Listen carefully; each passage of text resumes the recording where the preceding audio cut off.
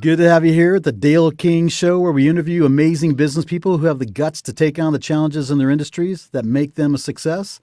And today we have a remarkable gentleman I've had the privilege to know for some time now, Aaron Theisen. Aaron owns TNT Aerospace, where he manufactures parts for aerospace and defense and beyond. Hello, Aaron. So good to have you on the show today, brother. How you doing, Dale? It's good to see you.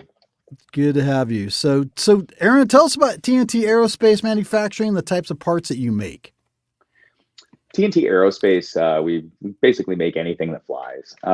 Everything that we do is consequential to some sort of aerospace operation of some sort, stripe, shade, or variety. Basically, we have parts that make the aircraft fly, that keep the flaps on the wings, some Department of Defense things that actually keep rotor blades onto vertical lift platforms.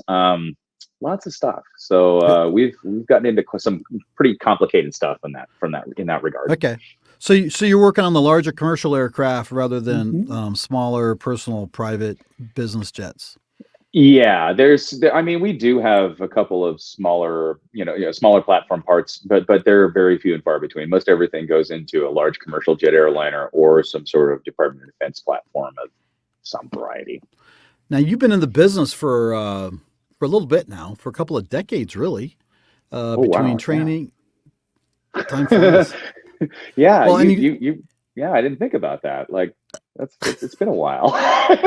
You've been in for a minute, that's for sure. Well, and what I love about your story is like you started off with getting some training, and you start working for another shop. And then can you tell us a bit about that, that beginning and how you got into actually aerospace manufacturing in general? Yeah, I actually, one of the things that it turned out that I really liked, like way back in the day, was Monster Garage. I don't know if anybody remembers that TV show. It was on Discovery Channel. It was run by a guy named Jesse James that had a West Coast Choppers down in Southern California. And they made just crazy stuff that did all sorts of crazy things. It was something that I really liked just a lot. It just seeing something like kind of brought to life by taking chunks of something else to make something else and repurposing it for a completely different platform, nice. A completely different idea. And that kind of stuck with me. And at the time I was in retail, admittedly, and I didn't really have a passion to drive toward, admittedly. It wasn't, I definitely needed something that was, more solid, something that I took interest in. And I realized at some point that, like, hey, wait a second, maybe the stuff that I watch on TV is some of the stuff that I kind of like, and I started kind of investigating on exploring it, and turns out machinists can make anything. Pretty cool. Immediately, right? I'm like, hey, wait a second, this kind of dovetails with the other interests that I have over yonder. At some point, I decided that I was going to change my profession after I got fired from my retail job. This ain't working. This is not working. No, it was the best thing that could have happened to me, honestly. I mean, it was, retail did not interest me. It didn't stimulate any of the creative juices in my head. You're basically on a one track, one option in front of you, which is basically straight to management of something that someone else built. Right. I like the idea, when I started thinking about it, of building something myself, honestly. But that was kind of like the infancy of that thought process. But at the time, I needed a profession. I needed a job, honestly. Right. So as I was driving home from being fired, I enrolled in the local technical college, and I started going to classes a few months later, basically. And before I had finished my first year, I had a job in the machining industry. I shouldn't have done this, but I did quit school. Nice. And I moved on. I had basically had a retail job in a grocery store while I was working, or while I was going to school, and leave the retail job, slid into a manufacturing job, and eventually we bought a machine from our employer that my brother and I both worked for. Right. Right. Well, So, what's remarkable to me is, people are trying to figure out where to go. And I know of other stories of young men that said, I'm going to go get my, well, what is it, A&P, the airframe and power plant certification. yeah, And yeah, 14 months later, they're working in a maintenance repair operation, an MRO in that case. And they're returning wrenches on business jets. And it's like, and they're obviously supervised. They're obviously learning the craft. But the exciting thing is, it's like they're able to get going on their career. That in aerospace, there's always going to be yeah. jobs, and they're always get better paying jobs than the average.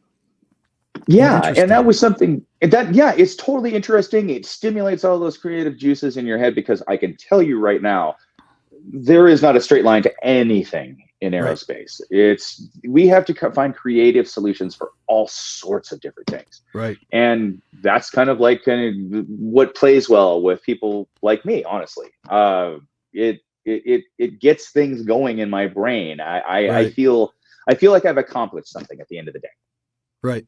Right. and that's helpful. Well, and the thing is too is it's like I know there's I mean you're AS 9100 certified, right? Yes. And you've got others. What are your certifications?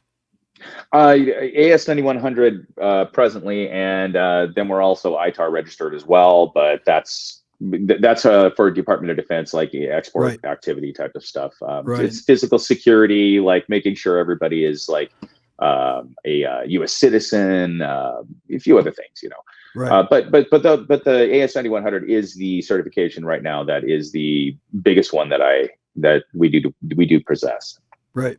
It's a Right. big And deal. that's pretty significant because it basically says that you have a supervised level of professional processes and systems in place, so that when you're talking about being creative, you're not going off the reservation creative. You No. are being creative within a parameter of safety. That's the thing that's been always amazed me about aerospace manufacturing is the fact that these birds go up and they fly for 20 years, 24/7, and they don't fall out of the sky. And then when they do, we're shocked, and it's like it's stunning, it's awful.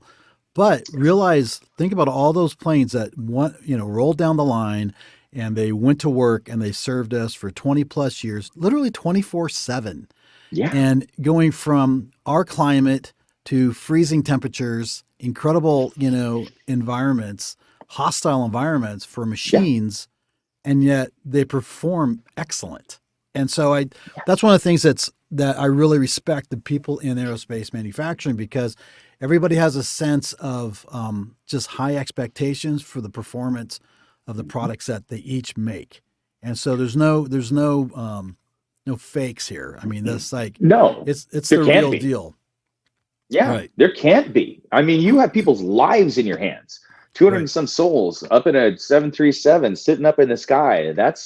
We make couple of parts actually that actually keep the flaps onto the aircraft. Right. They are Right. actually the hard point that keep the flaps on the aircraft. Right. Um, if you screw that up, that's a lot of people. You Right. you hold that in your hands, and that's the thing is that you really need to understand and digest the idea that you need to take responsibility and quality, Right. and that you have to be present and in the moment while you're doing these things, because if anything goes haywire, you can't be to blame for that. That's not going to work.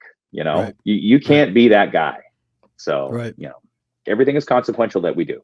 Right. Right. Well, well, yeah, it's always been remarkable when I think about advanced manufacturing, and aerospace is definitely at the highest level. And Yeah. it's not like building cars. It's not mass production like building cars. No. Even though there is mass production, but it's on such a smaller scale, and it's with such precision and requirements. I mean, someone says they have an AS 9100, they've paid some dues, Mhm. along Yes. with all the other rigors that are daily and weekly, et cetera, with your reporting and everything that you have to do to make things work. And then all the Absolutely. engineering. I mean, and you must work closely with engineers. Yeah, we do. I mean, the reality is that we don't design any of the parts that Right. we do make, but we do have input as to how to make them better. And essentially what we provide is something called DFM, Design for Manufacturing, so that their parts that they're trying to, get it to do a particular task, if it's not designed in a way that makes it manufacturable, that presents a lot of hindrances on the kind of like the full project at the end of the day, because that requires I just redesign, and then if something can't be made, you're kind of, if you're asking for impossible parts, sometimes it's an impossible task. Right. So. Right. That's just it's kind of amazing to think of, the engineering and the manufacturing, and sometimes they just don't work. They don't. But when you do get that meshing of the two worlds together, which is what I would say, you're probably looking at this point, with like, just say Boeing, for example, through the years, there's been a marrying of the manufacturability of something versus what the engineering states that it needs to be. And those two things have to come together in perfect harmony. Otherwise, you're not going to have something that flies at all. Right. So I mean, that's sort of like, we're always together. We're all two sides of the same coin, and we're all kind of heading the same direction. We just speak two different languages some days. Well, that's part of the challenge. It's got to be part of the keeping it interesting too, of figuring out how do we make this work and meet the requirements of the client. So, well, absolutely. You want to help them out as much as possible too. You just can't say no to everything, right? You just got to you've got to understand where you're at some point. Like, you're part of that other half of that coin. It's incumbent upon you to make sure that this person's project is successful based on what they want it to do at the end of the day. And that's sort of, like I said, that's where we come in, and we kind of disambiguate that whole, crazy idea of, tooling and, engineering and the way it manufactures and all this jazz. It makes it necessary, honestly. Well, speaking of tooling and you've got a couple of shops now, don't you? I do. Yes. Couple locations. Your first location I've been to twice, I think, is in Sumas. Yeah. Where's your other location? In Ferndale, across the county, actually. It's kind of like presently it's the stopgap measure before we build another entire building, which we're working toward right now. We've already done a lot of the engineering, design, all that jazz is kind of all done. So it's a question now of essentially just kind of getting everything together to get the project off of the ground, and essentially we're trying to do that right now. Will you consolidate both the buildings then into one? That is the plan, yes. That's gotta be. Well, right now, that's the thing is that based on the kind of the things that we've been asked to do, we had to kind of change the number and types of machines that we do have. We just last Thursday took delivery of a brand new 5-axis that was a larger work envelope with, just a physically larger machine, and honestly, the largest capital investment we've ever made as a company from that perspective, except for maybe our building. So, but kind of like the complexity has kind of gone up a couple of notches. So you kind of have to respond to that with more capability. Every time that we purchase a machine or make a change, we always want to go that direction. More capability equals, just a greater abundance of things that you can draw from for work, also training for other people as well. Kind of like the complexity of certain things, you kind of have to train your people to figure certain things out. And those things are up here. Well, great. We've taught them something that's, a very complex, part, concept, process. And then they can take that complex project and apply all of those principles to a simple project, and it takes your time and it just starts tearing it apart, basically. Having the understanding, like a more broad-based understanding of like more complex operations, will bring just an amazing amount of clarity to all of those other projects that were kind of like on the mid-level, and now it just drives those projects downward into the low level now, because now you have so much more information to work with. Right.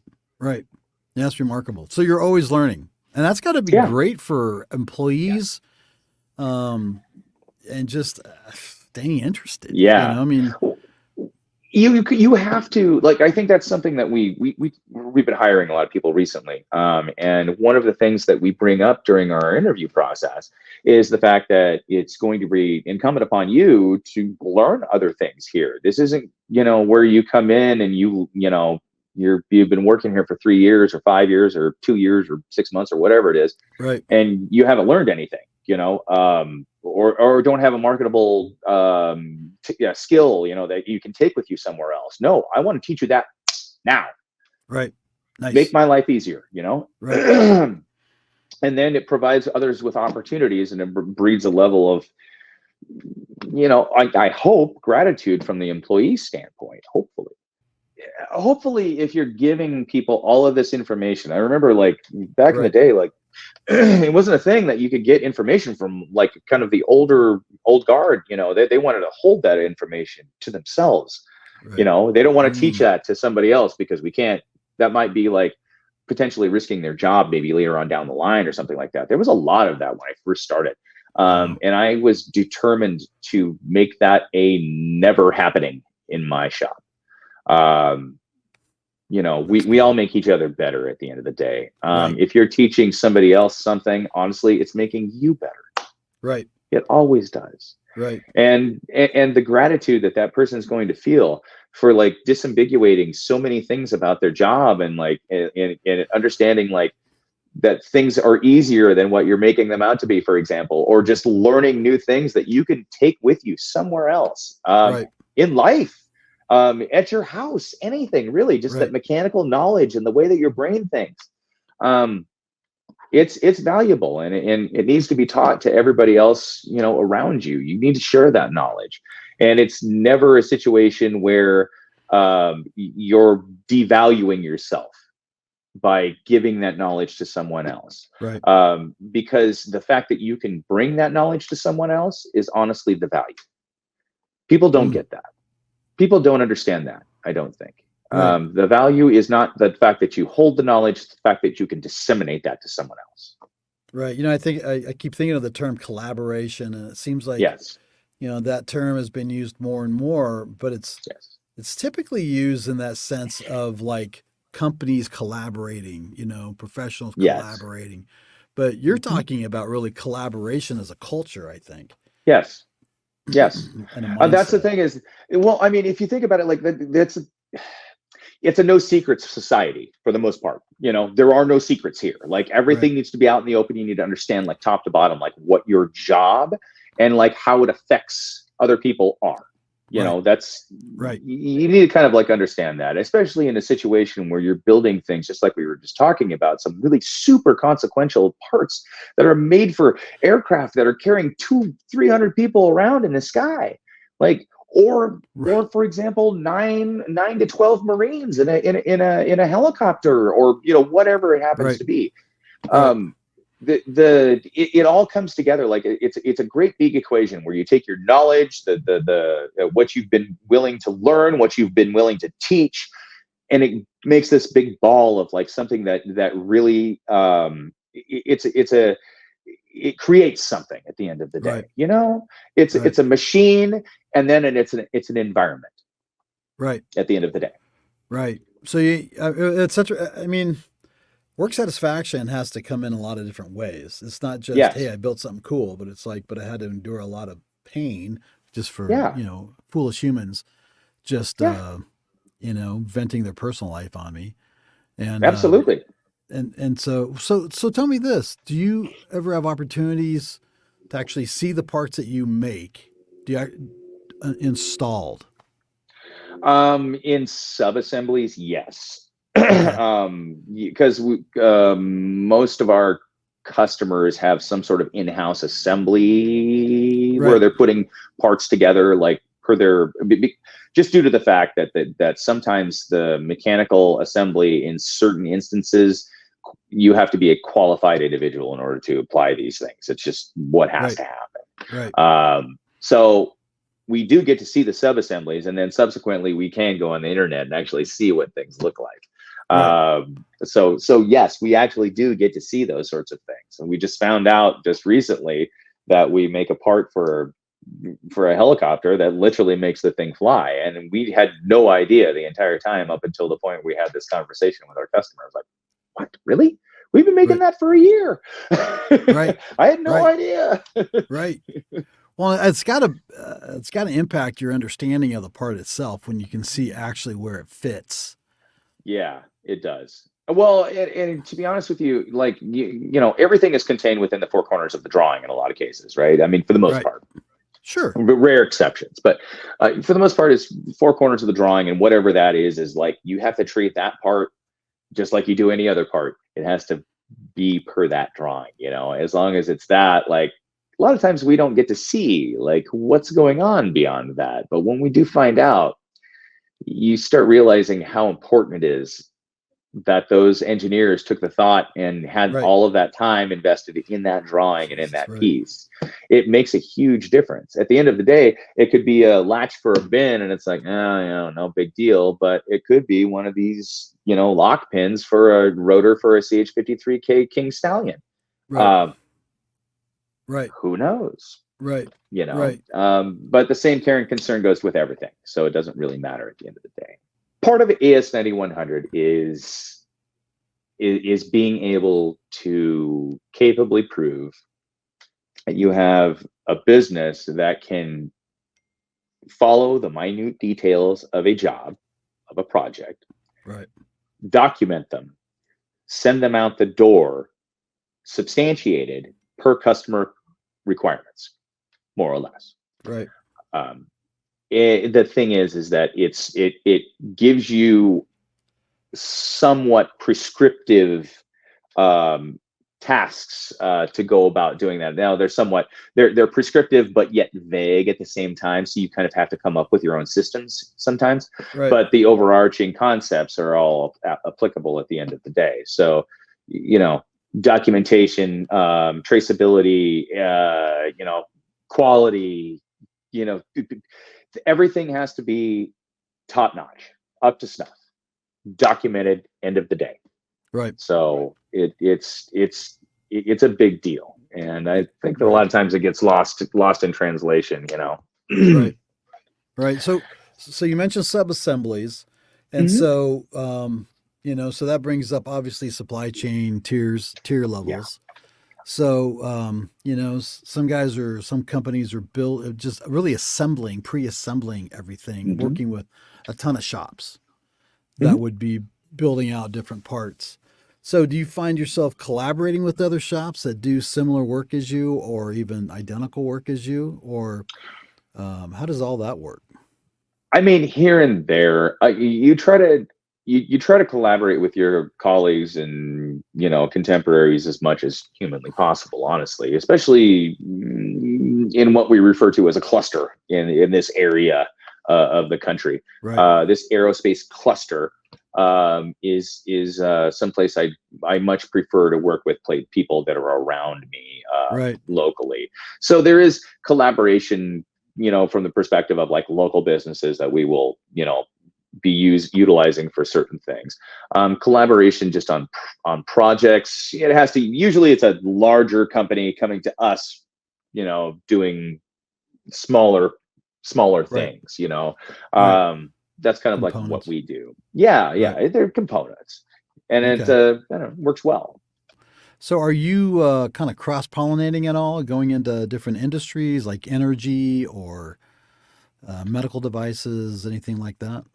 We have in the past, and it's now come to the point where I think that it's such a small amount of the things that we do, and we're so busy with all of the other kind of like defense, aerospace, and kind of everything that comes with it. Right. It sort of seems right now that it's less of a concern to try to diversify from that perspective, but not to say that we I don't turn down work for, it's a medical work, or oil and gas or anything Right. of that nature. We will do things of that nature. Space, well, that's aerospace, I guess, but Right. I mean, realistically, we don't say we've made pieces for a fish counter of all the things in the world. I mean, Right. We don't really generally say no, Sure. to things like that. Sure. It's just that the focus on aerospace, I think that it's just what our customers are presently. Right. Well, and you cut your teeth on that. I mean, I think you Mm-hmm. started Yeah. with the aerospace manufacturer to begin with. Yeah. And, we touched on that earlier. Can you speak a little bit more about how that came about and how you went from being an employee to actually being kind of sponsored? I mean, really helped. Yeah. Turned out that because we worked in Bellingham at an establishment that is no longer with us. They have kind of segued into a different portion of the business. So we were working for this company in Bellingham, and we saw that they had a machine for sale. And there's a lot of conversations between my brother and I on mom and dad's couch that was like, all we got to do is, and then after, I don't know, 7, 8, 9 times of us saying that, it became a conversation where we looked at each other and said, why don't we do that? Right. Nice. It became that simplistic when it came down to it. And then that was kind of where the idea was kind of birthed at that point. And then you go out to to the folks that were selling the machine at the company that we worked for. And they were like, what? You want to do what? Okay. And then they said, well, we need outside processors and we need to be able to do offload work. So here, I've got you this. And boy, oh boy, that was the beginning of a lot of long weeks. I bet. And that was a company you were already working for that you purchased the equipment from. Yeah. And that's the thing is that we didn't stop working for them either. I mean, we bought the machine in 2006, right. January 2nd, 2007, we cut our first chips for actual parts. Right. And we didn't leave that shop until 2015. So there was a space there where we were pulling double duty for 3 years, I think it was. Okay. So 100 plus hours a week. I don't recommend that. There are lessons to be learned there. Right. Well, I think it's a huge compliment. I mean, someone who knows you, someone who's worked with you, that they're willing to take that risk on you. You weren't a stranger; they knew you. That's a great compliment. You know what? In retrospect, you bring a good point, and I don't know if I've ever really properly. I need to call Paul now. Yeah. And I really kind of do now. Thank you, Dale. Well, I know he thinks a lot of you, so but aerospace it's so connected, and it's so collaborative already, and and one of the things that I think of, like, people want to set up business incubators and help people start a business, but one of the things that's been really intriguing to me is to see businesses incubated from a business. And where people are collaborating like what you are. I know one entrepreneur I met, and I'd been actually promoting a business incubator at the time. He goes, I want to learn more about your incubator. I'm like, well, yeah, that's great. What do you do? And he's like, well, I have this big company or a company in Canada, and we have about 10,000 square foot or bigger warehouse. And, we just start little companies. We get these ideas from what we build, and then we just start other companies. And I'm like, I want to learn what you're doing. I mean, businesses begetting businesses, right? Well, yeah, and I think that somewhat manufacturing is somewhat unique in that I think that it's easier to do things like business begetting another business type of situation. I think it's easier because we all see within our ecosystem things that we want to improve, change, do this, that, the other thing with. Great. Okay. If I have had a tremendous amount of influence over what is now going to be a service that I hire for myself, and I have spent time, money, training, all this jazz, I can think of no one better to train people than me, because I know what I need. Right. Right. I suspect that the folks that were at the company that I used to work for were of similar mind, whether they knew it or not. Okay. And I really feel that way because I mean, I can think of um, going out on the street and finding the same thing is a crapshoot, right? Right. Right. They knew us for a couple of years before we even considered the idea of Right. buying a machine and doing these crazy things. So they knew who they were working with already. And the fact that this was even, they gave it to us for a song. I mean, in comparison, it was a very good deal for us. Right. But it turned out to be, again, it was kind of like one of those things where it was like, I scratch my back, yeah, you scratch my back, I scratch yours Right. situations. And it worked out great at the end of the day. Right. So, I think in manufacturing, honestly, it's just really, it's something that's like within our culture in Right. manufacturing. Right. It's something that you value is other Right. people's expertise, especially if you know them and have had some level of influence over them. The one of the things I love about business is about solving problems. And anybody Yes. complains about like having problems in business, I think this is business. This is what you do. I mean, that's what you signed up It's for when you that's your wake up. job. Right. That's all you do is solve problems. And it creates very sharp minds Yeah. and minds that have to look for solutions, maybe outside the box more often than not, or more often than Yeah. maybe you want to. Yeah. But certainly you put those you're doing it with engineering, but then you also see it you're doing it in business, and it's the same culture, and it's always about thinking through a problem and innovation being kind of inherent in the culture. Yeah, you have to. It's the lifeblood of Right. manufacturing. Like the reason we have something called advanced manufacturing is because we had something that wasn't advanced manufacturing for X amount of time and somebody worked on it, right? Like Right. that's where Right. CNC machines come from. That's where all these crazy like lasers and you pick something, 3D printers, it's Right. all like because it was born out of necessity. And these people collaborating Right. because it wasn't just one discipline that came up with all of these ideas. Uh, Right. Again, we're back to collaboration.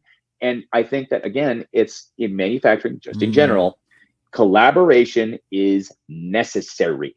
There is only one way to go forward, that is collaboratively. right.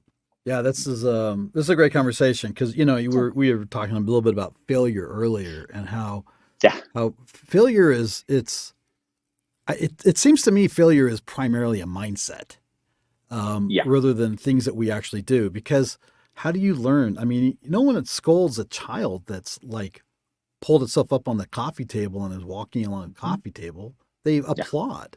Why does Yeah. that end? But what you're describing is a world that you continue to applaud. Now, Yeah. it costs money sometimes when mistakes are made, Yeah. and that can be brutal. But education is also really expensive. And there's the old story, of you probably remember it better than I, but about someone who cost the company $1 million and they thought they were getting fired, and he's like, "Why would I fire you? I just invested $1 million into you because you will never do that again, right?" "No, I Yeah. won't ever do that again." Yeah. Well, there we And go. neither Let's will keep anyone going. else. Yeah, right, That's right, right. That's the whole thing is that we're constantly growing. This is and again, this is I think that it really this is kind of the difference between like because I've had a retail establishment experience. Like we right, know what that I know what that looks like. right, Moving forward into manufacturing, you can't have the same mindset. It's just not a thing. right. You absolutely have to grow every day. Yeah, Every day you must grow. If you do not grow, you will not keep up with our industry. right, That's how things are. It's an up right, or out program. right. So, I think of some young people that if they're not in the right job at 25 to 30 years old, they will be bored out of their minds. And now they've developed kind of trajectory that's not really positive. But there's a lot of very bright minds out there that don't realize that there's a connection between this and this. Yeah, and there and that is. there's really some really great things that people can be into and working on and building, especially today, especially with Yes. reshoring. Can you Oh, speak to reshoring a bit and maybe some trends in the industry that you're seeing? yeah. I mean, basically, we're trying to, at least many in the manufacturing industry, we're always competing with, like, folks that are lower cost, let's say. Right, The Chinas, the Indias, that's just what's going to happen there for a period of right, time. Reshoring things, we actually had a quick story about reshoring. We had a part, it was actually something called a PCU cradle, is what it's called. You actually look up in your aircraft, and I want to say it's 737 Max, but I'm not. Please don't quote me on that. Which is weird because you're recording this. So you are quoted. there, so there is a piece that holds in this PCU unit. Right, PCU unit is it's the mass that falls out of the ceiling where the cabin pressure goes kerblooey, and that's all she wrote, right? So that piece, it's a large aluminum piece, and you required like a ton of hogging off material, lots of stuff.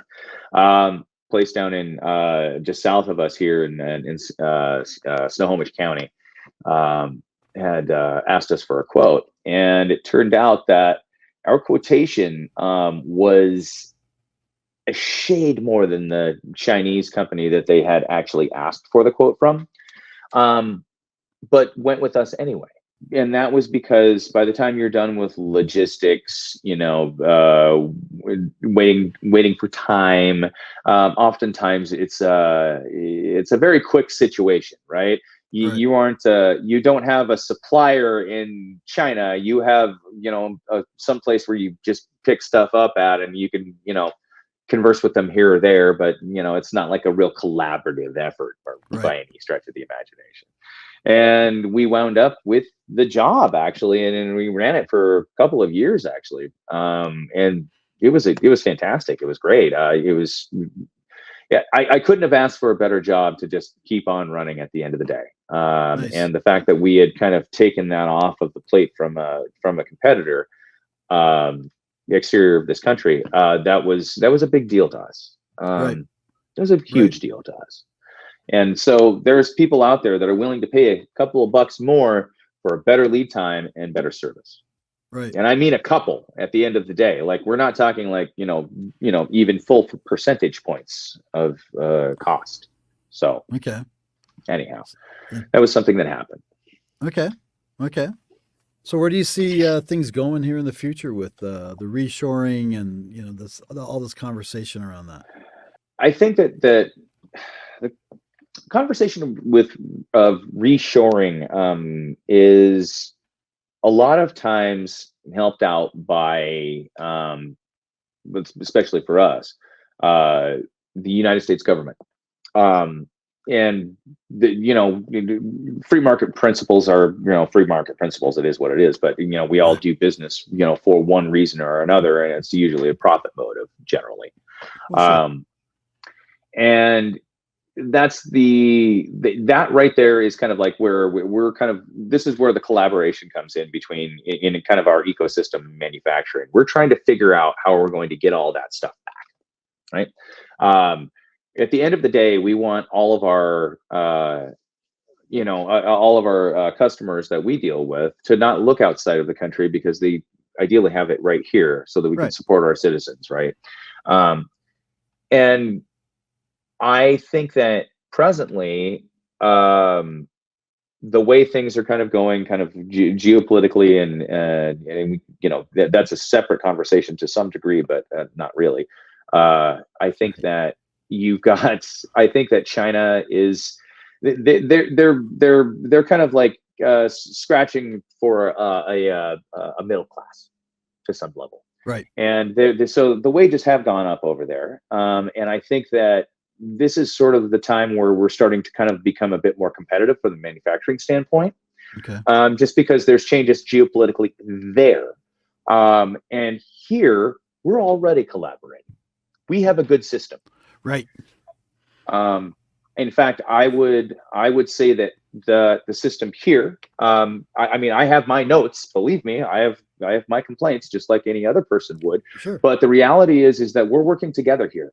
We're trying to come together and make sure that we're we're working with people that we can get a hold of, that we like working with.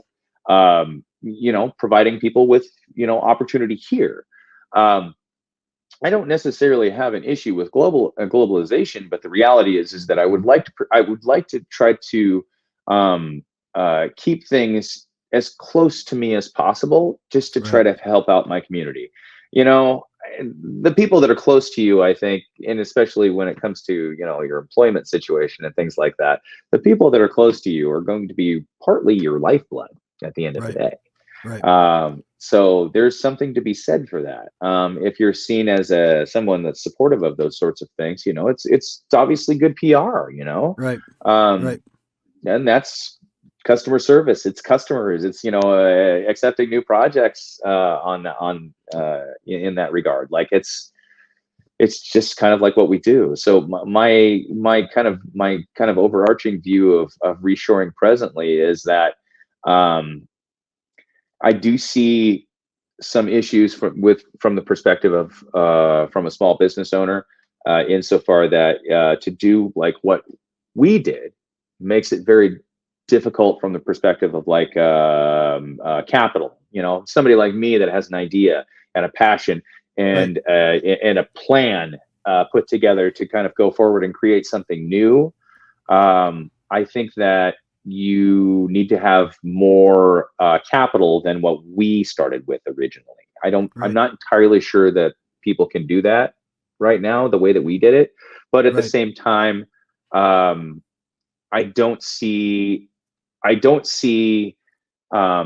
dearth of people with that thought process. I see people still want to be entrepreneurs and want to kind of grow this environment. And I think that at the end of the day will be our strength. Okay. But you're seeing a limit in the entrepreneurship, in the self-directed step up. Yeah. And, I mean, that conversation you had with your brother on the couch. It's like, yeah. All we got to do. Right. I mean, that there's a curiosity, there's an intrigue there that drives you forward. Absolutely. I think that it became by any means necessary as well. Kind of, it's, you got to think outside the box when you're starting things like this. Like, I wasn't born with a silver spoon in my mouth by any stretch of the imagination. Not at all. My father was a logger and a blue collar worker for all of his life, all the way up, even till now. He still comes in and still works at the shop. And I wouldn't trade it for the world, but I mean, it's a different mindset. So, anyway. Right. That's self-directed. Well, that's what's interesting is, like, you're in, I don't know if you consider yourself in the mainstream, or at least in the rain shadow of that whole Boeing aerospace manufacturing industry collaboration, of north of Everett, Seattle, north of Seattle. And you've got those ties. And I remember hearing stories of, at a certain pub on Friday afternoons, would be full of manufacturers and engineers, where there's this mixture and people are having conversations. And it's like, man, to be a fly on the wall in that place in those days. Yeah. Well, and that's something that I see people like trying to kind of cultivate those sorts of things as well out there. And for example, I know a friend of ours, it does a space happy hour. Right. Very successful.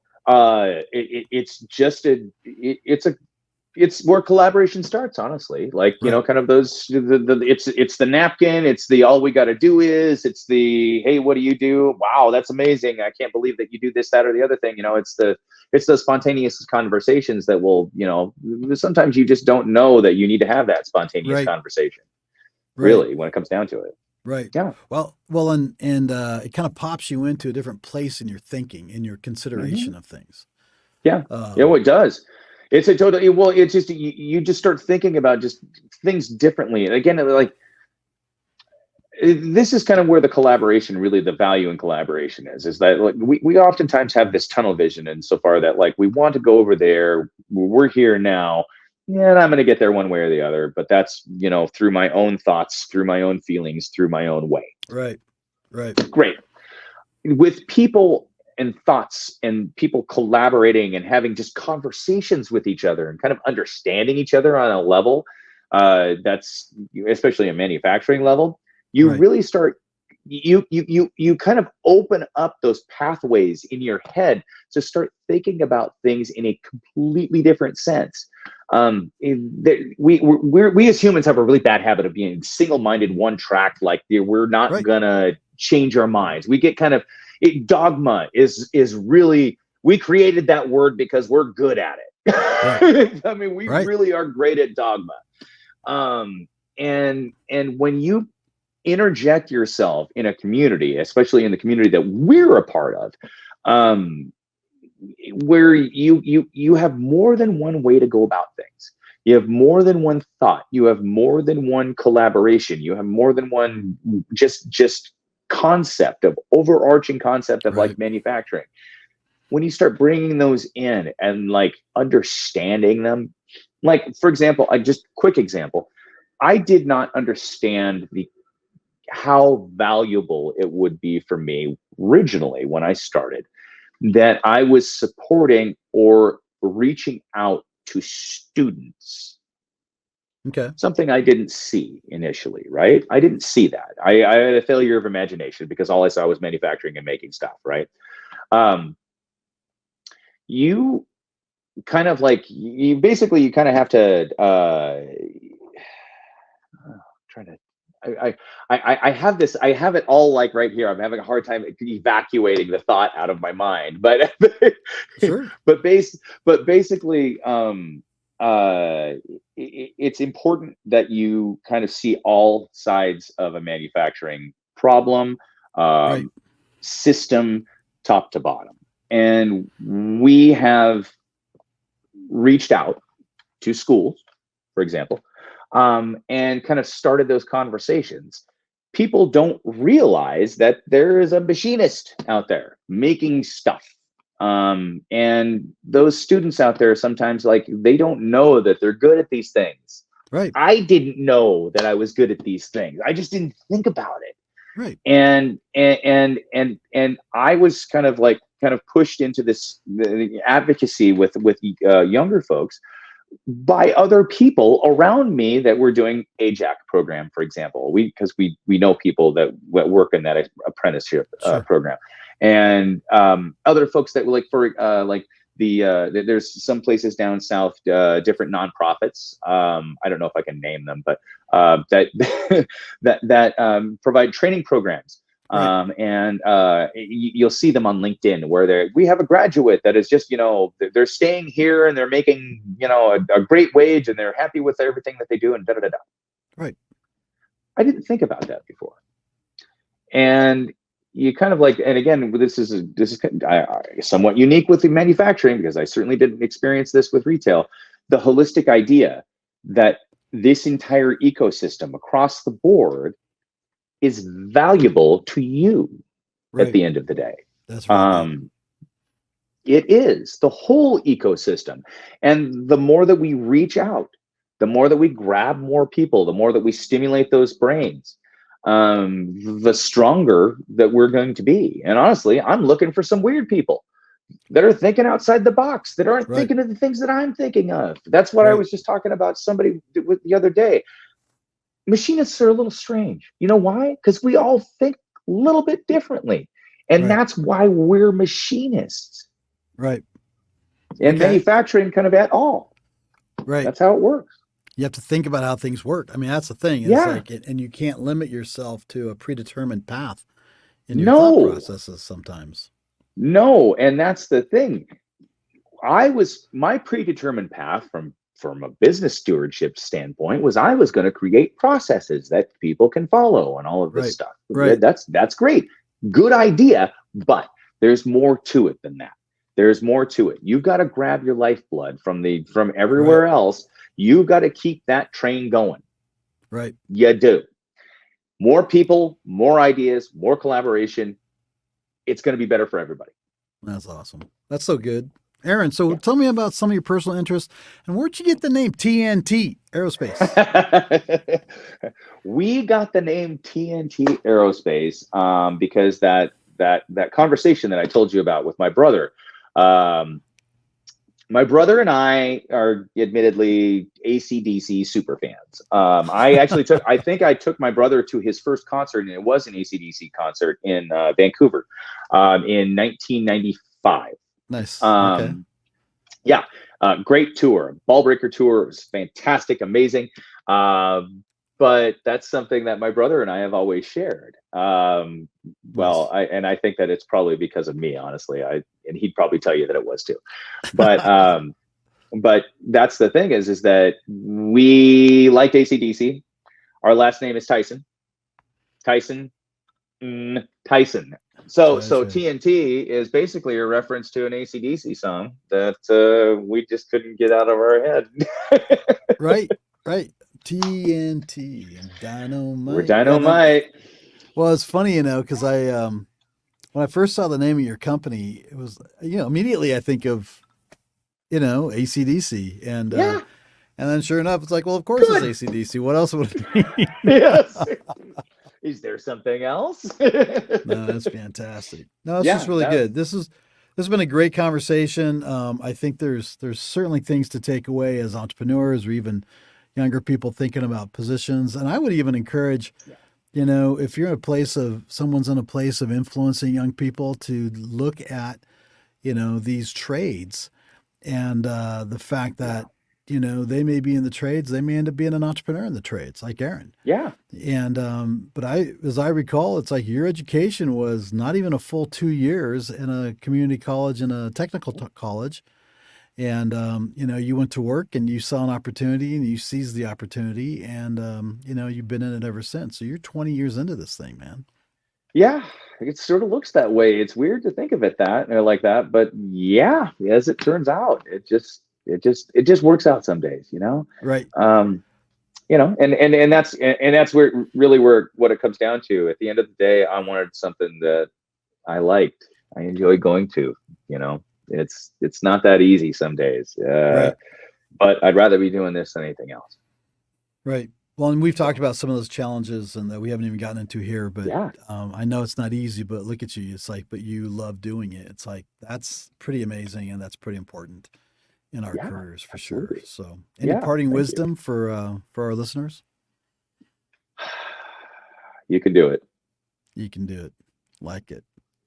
I mean that. I that's the parting wisdom that I have. I mean that. That drive home that I got fired from, it was a low point. Right. And you got to get angry. You got to get your nose out of joint. You got to realize there's something better for you out there. And the only person that's stopping you is you.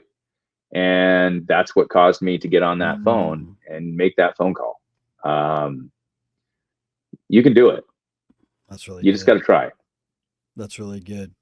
Well, folks, today was a conversation with a lot of different ways we can look at those things that break up the path that we're on to try a new path, whether it be innovation in your business or in your career path.